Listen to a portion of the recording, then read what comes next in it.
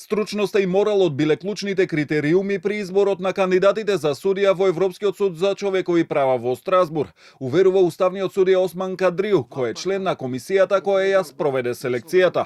Одлуката со која обвинителката Ленче Ристоск, судијката Габриела Гајдова и адвокатот Јордан Апостолски се тројцата кандидати за судија во Страсбур е доставена до влада, која се очекува да биде разгледана на утрешната седница. Ако владата нема некои очигледни, да кажем, забелешки, приговори така натаму, тогаш нашата одлука ќе се достави до панел фактички на експерти и тие треба во определениот рок да се произнесат дали имат евентуални забелешки или нема. Се раководевме со насоките, фактички препораките на Советот на Европа, а согласно препораките на Советот на Европа, два клучни моменти, два клучни критериуми. Тоа е висока моралност, нагласувам висока моралност на кандидатите и стручноста. Длабоко сум убеден дека при изборот овие критериуми комисијата посебно ги ценеше.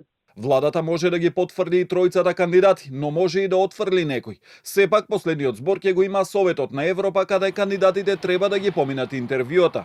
Во трката за избор за македонски судија во судот во Страсбур влегоа вкупно 21 кандидат, меѓу кои поранешни актуелни суди, адвокати и правници. Меѓу нив беше и адвокатот Тони Менкиновски, кој прашува зошто од кандидатите не се барало уверение дека против нив не се водат постапки. Се заборави да се побара дали се водат истраги или се кривично осудувани.